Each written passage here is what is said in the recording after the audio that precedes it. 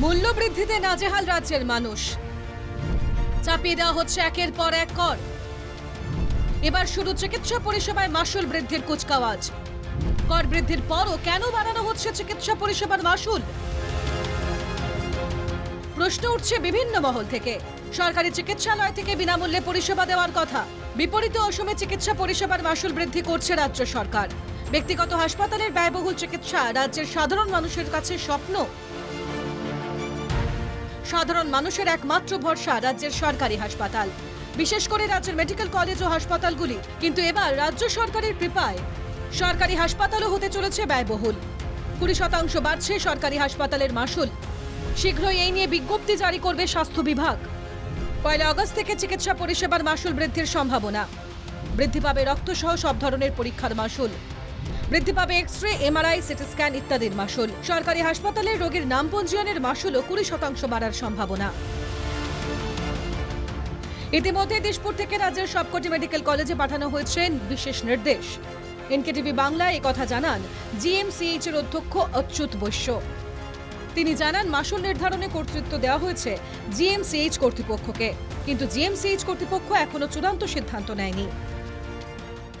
সরকাৰৰ পৰা এখন নিৰ্দেশনা আহিছে যে আমাৰ যিটো হস্পিটেল মেনেজমেণ্ট যিটো বডি আছে ছ'চাইটি, তাৰ যিটো গভৰ্ণিং বডি আছে, গভৰ্ণিং বডিৰ আমি ডিচিশ্যন লৈ আমি সময়ে সময়ে আমাৰ যি ব্যৱস্থাৱলী আছে সেই ব্যৱস্থাৱলী আমি কোনটো ৰেট বঢ়াব লাগে, কিমান বঢ়াব লাগে, সেইখিনি আমি কৰাৰ কাৰণে আমাক এটা কৰ্তৃত্ব দিছে।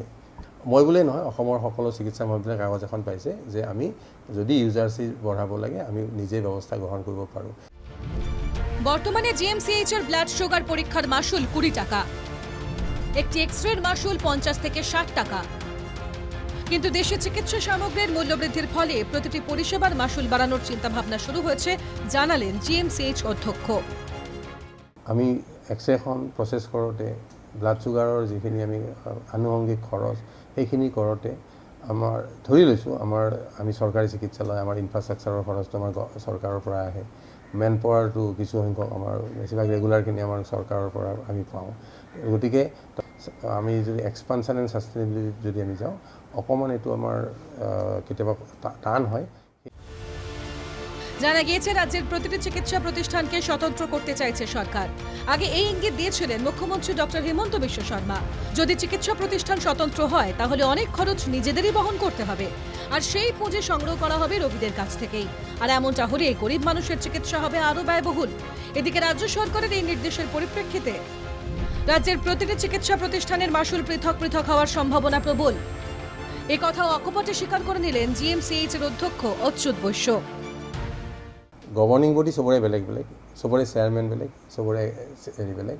গতিকে তেওঁলোকে নিজৰ নিজৰ মানে এলেকাত নিজৰ নিশ্চয় ঠিক কৰিব। পিছত কোনে ক'ত ঠিক কৰি থৈছে বা কোনোবাই যদি নটিফাইও কৰিছে মই নাজানো, কিন্তু আমি এতিয়ালৈকে গুৱাহাটী চিকিৎসা মহাবিদ্যালয়ে নটিফাই কৰা নাই। এদিকে চিকিৎসা পরিষেবার মাসুল বাড়ানোর সিদ্ধান্তে ক্ষোভ প্রকাশ করেছেন রোগীর আত্মীয়রা। ক'ত বৃদ্ধি কৰিব, কিহৰ কাৰণে এইবিলাক ঠিক কৰিবলৈ নে নতুন আনিব? চৰকাৰ হাতত পইচা নাই নেকি? টকা পইচা নাই নেকি? গোটেই টেক্সৰ পৰা লৈ গোটেইবিলাক কৰি আছে, আকৌ ইয়াত আকৌ হস্পিটেলত বৃদ্ধি কৰি আছে, তাৰ জিএমচিত বা ক'ৰ পৰা মানুহ আহে ইয়াত ফ্ৰী কৰাবলৈ। বৰ্তমান জৰুৰী বিভাগটো ফ্ৰী আছে, কিন্তু বাকীবিলাকত যিহেতু বঢ়াব এইটো কৰিব নালাগে। ইয়াতে গোটেইখিনি সাধাৰণ মানুহে আহে, ধনী মানুহবিলাক ইয়াত নাহে। তো সাধাৰণ মানুহখিনিক ফ্ৰী হিচাপত দি দিব লাগে, যেনেকৈ এম্বুলেঞ্চখন ফ্ৰী দিছে গোটেইখিনি ট্ৰিটমেণ্ট এটা ফ্ৰী কৰি দিব লাগে। তাত চাইতো আমি প্ৰাইভেটতো দেখাব পাৰোঁ 2000 টকা 3000 টকা দিলে। তো এইটো কৰিব নালাগে চৰকাৰে একচুৱেলি। সরকারের এই সিদ্ধান্তে রাজ্যে তীব্র প্রতিক্রিয়া। ভোটের সময় বিনামূল্যে চাল দিয়ে রাজ্যবাসীর উপর একের পর এক করের বোঝা চাপিয়ে দিচ্ছে সরকার। এই অভিযোগ ছাত্র সংস্থা আসুর। এখন চৰকাৰৰ মূল লক্ষ্য আৰু উদ্দেশ্য হ'ব লাগে যে শিক্ষা আৰু স্বাস্থ্যটো সকলোৰে কাৰণে বিনামূলীয়া হ'ব লাগে, আৰু বাকী ক্ষেত্ৰত সকলোৱে যাতে কষ্ট কৰি আগবাঢ়ি যাব পাৰে তাৰ ব্যৱস্থা গ্ৰহণ কৰিব লাগে। কিন্তু অসম তাৰ আচলতে একেবাৰে ওলোটা। স্বাস্থ্য আৰু শিক্ষাৰ ক্ষেত্ৰতকৈ তেখেতসকলে বিনামূলীয়া চাউল দি ভোটৰ ৰাজনীতি কৰিবৰ কাৰণে সদায় বিচাৰি আহিছে। একই সঙ্গে সরকারকে নিশানা করলেন শিবসাগরের বিধায়ক অখিল গগৈ। মই এই মুহূৰ্তত অসমৰ মুখ্যমন্ত্ৰী ডাঙৰীয়াক আহ্বান জনাইছোঁ, স্বাস্থ্যমন্ত্ৰী ডাঙৰীয়াক আহ্বান জনাইছোঁ যে কোনোপধ্যে যাতে অসমৰ চিকিৎসালয়বিলাকৰ চিকিৎসা মাচুল, প্ৰৱেশ মাচুল আৰু অন্যান্য যিবিলাক আমাৰ লেবৰেটৰীৰ চাৰ্জ সেইটো বৃদ্ধি কৰা নহয়, বৰং চিকিৎসা সেৱাৰ মানহে বৃদ্ধি কৰা হয়, তাৰ কাৰণে ব্যৱস্থা গ্ৰহণ কৰা হোক। হালে আয়ুষ্মান পরিষেবাকেও সীমিত করেছে সরকার।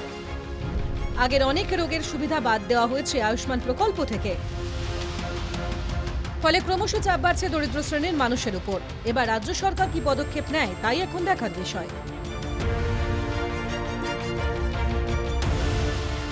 Bureau report, NKTV Bangla.